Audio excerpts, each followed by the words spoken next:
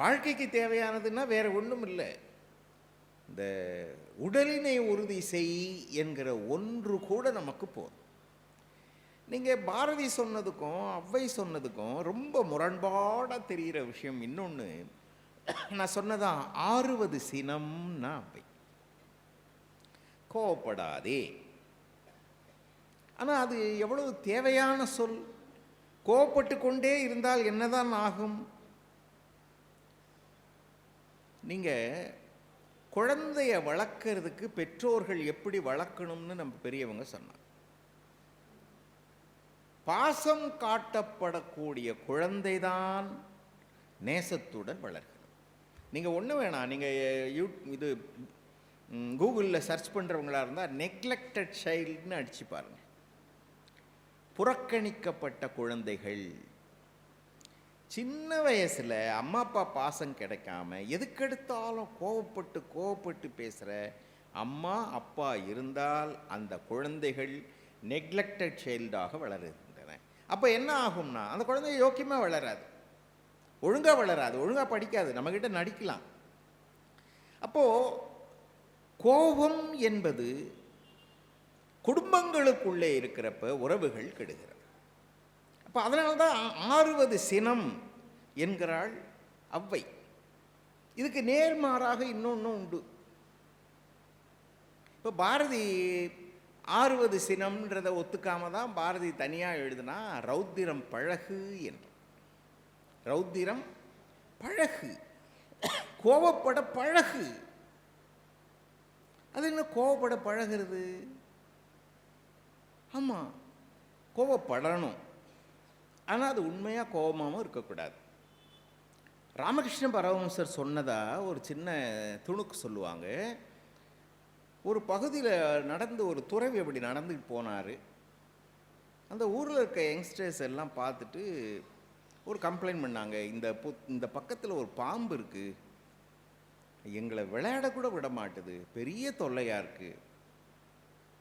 இவர் அப்படி பார்த்துட்டு ராமகிருஷ்ணர் சொன்ன கதை தானே, நீங்கள் வந்து பாம்பு வெளியே கூப்பிட்ருக்கார், பாம்பு வெளியே வந்திருக்கு, இது என்ன வேலை? குழந்தைங்க வந்து விளையாடுற இடத்துல எப்போ பார்த்தாலும் சுற்றி அதுங்களை பயங்காட்டிக்கிட்டு அப்படி பண்ணுறது, இனிமேல் எந்த பிரச்சனையும் நீ பண்ணக்கூடாது போ அப்படின்னு பாம்புக்கிட்ட சொல்லிட்டு போயிட்டார். ஒரு மாதம் கழிச்சு அந்த பக்கமாக அந்த துறவி வர்றார். அவருக்கு ஞாபகம் வருது, இந்த பாம்பு என்னாச்சு, நம்ம இந்த பசங்க எப்படி இருக்காங்க, பசங்க நல்லா விளையாடிட்டு இருக்காங்க, அப்போ பாம்பு நம்ம சொன்னதை கேட்டிருக்கு போல இருக்குது, மறுபடியும் பாம்பை வெளியே கூப்பிட்ருக்காரு. வந்தால் ஒரு 10-15 நாள் சாப்பிடாத மாதிரி உடலே மெலிஞ்சு போய் உடம்பெல்லாம் புண்ணு காயத்தோடு அந்த பாம்பு மெதுவாக வெளியே வருது. ஐயோ ஏன் இப்படி ஆயிட்டேன்னு கேட்டார் துறவி. பாம்பு கோபத்தில் சொல்லுதான், எல்லாம் உங்களால் வந்த கதி தான், நானாவது வெளியே வந்துவேன், இப்போ பசங்களை அப்படி விரட்டி விடுவேன், எது கிடைக்குதோ திரட்டி சாப்பிட்டு சம்முன்னு இருந்தேன், நீங்கள் வெளியே வரக்கூடாது, பசங்களை மிரட்டக்கூடாதுலாம் சொன்னதுனால நான் வெளியே வந்தாலே என்னை பார்த்தா கல் எடுத்து அடிக்கிறான், பயம் போயிடுச்சு என் மேலே. அன்றைக்கி ஒரு நாள் நான் மெதுவாக போயிட்டுருக்கேன், என் வாழை பிடிச்சி இழுத்து சுரட்டி அடிக்கிறான் ஒருத்தன் தூர. இப்படிலாம் பண்ணாக்கா அப்புறம் எப்படி நான் இப்படி இருக்க முடியும்? அப்போ தான் அந்த துறவி சொன்னாராம், உன்னை அடுத்தவர்களை கொத்தாதே தீண்டாதே என்று தான் சொன்னேனே தவிர சீராதே என்று சொல்லவில்லையே. உன்னை யாராவது மிரட்ட வந்தா நீ சீரு, நீ கடிக்க வேணாம், கடிக்கக்கூடாது பிள்ளைங்களை, ஆனால் சீரக்கூடாதுன்னா உன்னை தான் ஏமாற்றுவாங்க. அதுதான் ரௌத்திரம் பழகு. ஏன்னா கோபத்தை அடக்கலைன்னு வச்சுக்கோங்களேன் பிரச்சனை. நான் இன்னைக்கு நான் வந்த உடனே என்னை அறையில் கொண்டு விட்டுட்டு ஐயாலாம் போனாங்க, தொலைக்காட்சியை போட்டேன். ஒரு செய்தி நீங்கள் எல்லாம் பார்த்துருப்பீங்களான்னு தெரியல, ஒரு நெல்லை மாவட்டத்தில் நடந்த ஒரு கொலை. என்னடான்னா ஒரு சின்ன பையன்தான், சுடலைன்னு பேரான் அவனுக்கு,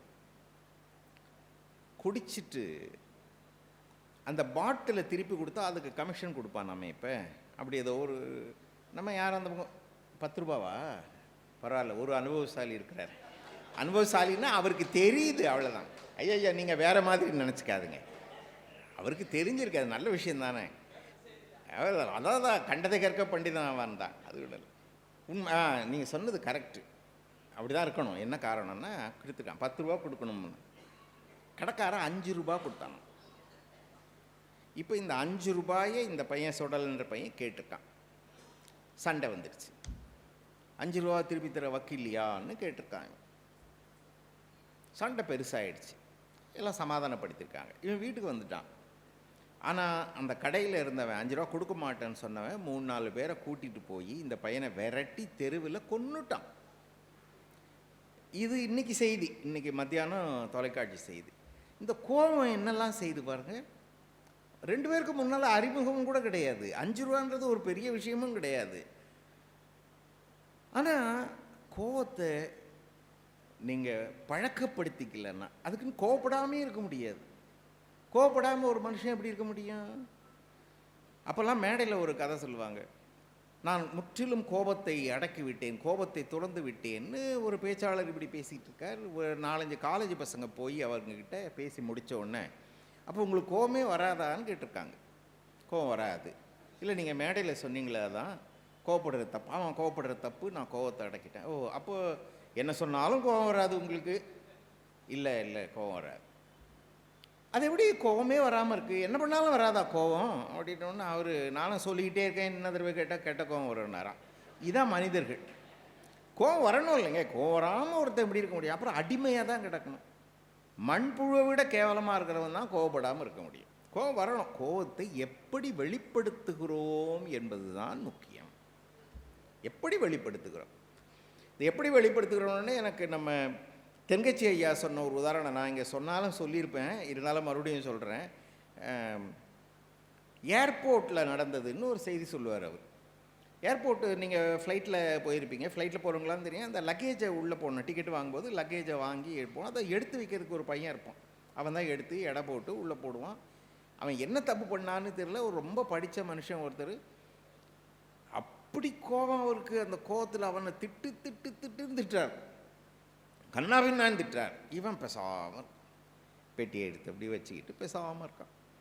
திட்டிட்டு போயிட்ட உடனே பக்கத்தில் இருந்து பார்த்தவர் கேட்டார், என்னப்பா உன்னை அந்த திட்டினாரு, உனக்கு கோவம் வரலையா? அது எப்படிங்க கோவம் வராமல் இருக்கும்? மனுஷன்னா கோவம் வரும் தானே. ஆனால் அமைதியாக இருந்தேன். அவர் கோவத்தை அவர் வழியில் காமிச்சார், என் கோவத்தை நான் என் வழியில் காமிச்சேன். என்ன பண்ணேன்? அவர் அமெரிக்கா போகிறாரு, பெட்டிலாம் ஜப்பான் போகுதுன்னா. ஒன்றும் இவன் டேக்கை மாற்றி ஒட்டி ஜப்பான் போகிற பற்றி டேக்கை ஒட்டி விட்டானா போய்.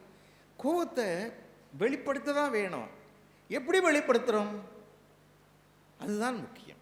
அதற்குத்தான் பாரதி சொன்னான், ரௌத்திரம் பழகு என்றான். ரொம்ப வாழ்க்கையில் முக்கியமானது.